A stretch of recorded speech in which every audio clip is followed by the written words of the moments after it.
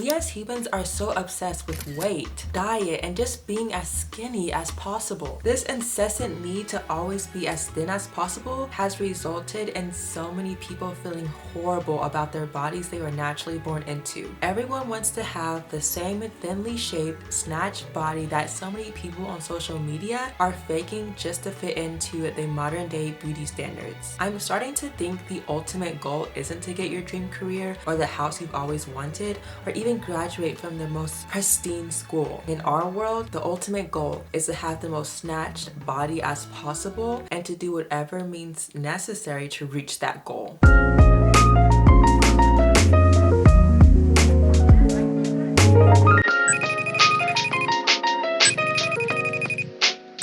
Weight has always been something that has been idolized for centuries since the beginning of time, especially in the Western world. Whether we want to admit it or not, being thin has always been our ideal in our current society. And yes, we've seen a lot of body positivity movements, from fat acceptance to glorifying obesity. But even after all of that, being skinny still seems to be the #1 body shape that most people want. And thin privilege is something that is extremely prevalent. Skinny or thin privilege refers to how you are socially treated by other humans in regards to how thin you are, because being thin is an acceptable beauty standard. There are so many clothing stores that just don't sell plus size clothing, which is baffling and disgusting to me. Like, imagine if it was the other way around and clothing stores only sold plus size clothing and didn't have any other sizes. Too many people are getting bullied because they don't fit into society's body standards. Thin privilege is a problem because it elevates and values the thin body type over other body sizes in all sectors of our culture. Thin or skinny privilege derives mainly from social ideas such as thin bodies are healthier than large bodies, which doesn't make any sense. There are billions of people in this world. Every single person has a different natural body shape, genetics. We live in different environments where we eat different foods. There are people living in this world that naturally have a more plump or thicker body and it's normal for them, versus other parts in the world where they have a different lifestyle, they have different foods, and so just because you're not stickly thin does not mean you're not healthy. And this has been scientifically disproven multiple times. It's so unhealthy because so many people think, okay, if I eat exactly how she eats, then I'll be as thin as her, when that's just not the case. And most of the times they end up feeling bad about themselves and feel like they're not good enough because they can't look like that person. Because of my genetics and my height, I can't have the same body type as someone who is, say, 5'1" and white. And a lot of people don't understand that concept. That's why so many people are feeling left insecure about their,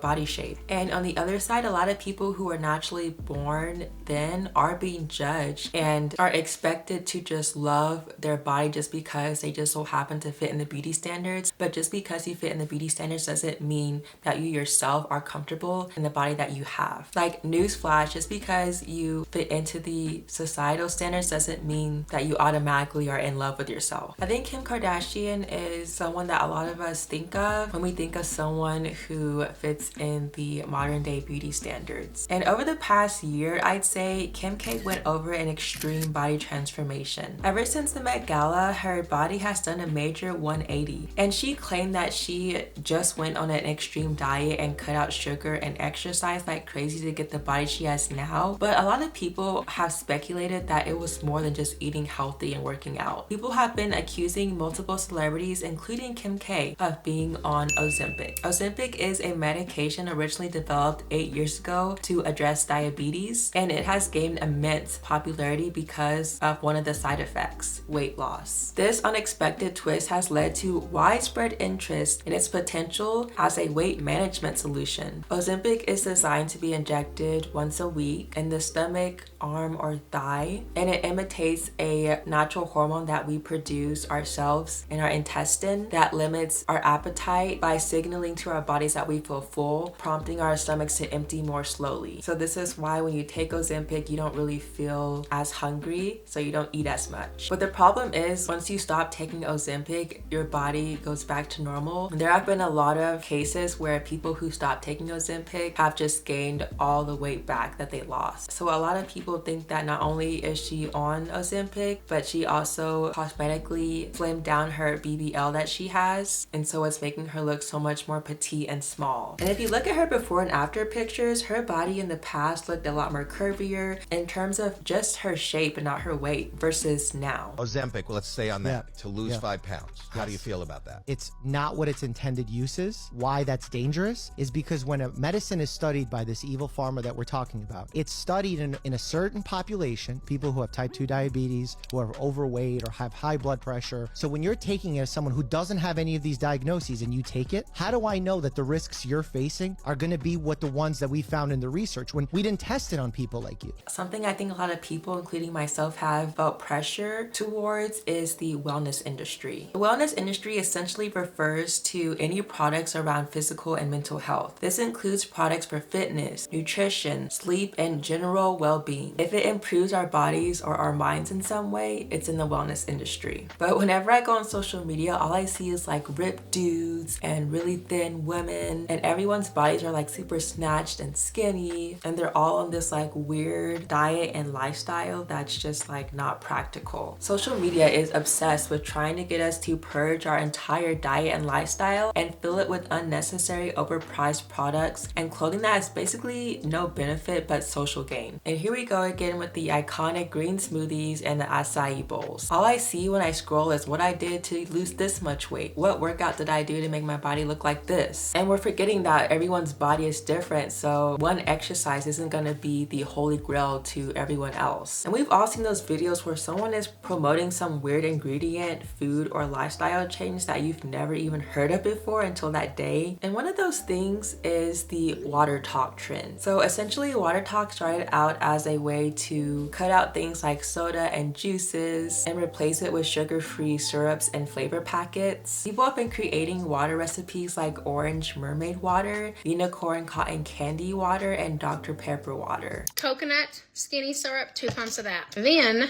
half of a pineapple packet. You can use crushed, you can use Sunkist, whatever you want. And then a watermelon crush. You can use Jolly Rancher. I picked up the crush today. I just grabbed what I can find, the whole thing. Did I say half? The whole thing. So half a pineapple, all of a watermelon, 2 pumps of coconut. I mean, if that doesn't say summer, and plus look at it. If that doesn't say, the smell. Oh my gosh, Paradise Punch, get in my mouth. Everyone is claiming it's healthy because sometimes it contains no calories, no sugar, or both. But just because there's no calories in it doesn't mean that it's healthy for you. A lot of these water recipes that use these packets of flavors include chemical thickening or stabilizing agents, artificial colors and flavors, artificial sweeteners like stevia, which are not necessarily healthy. So if you take a look at the big picture, you'll see that society is the cult in terms of defining the lifestyle we live in and how we look while living in it. In the moment, it might feel good to be accepted in the beauty standards, but the truth is that this is your body and not anyone else's. And the only one that can truly dictate your health and like mental sanity is yourself, not anyone else. I think the biggest question is, are you going to let society dictate how big or small you are, or are you going to live your life how you want to and go about the best way that just suits you? Skinny privilege, thin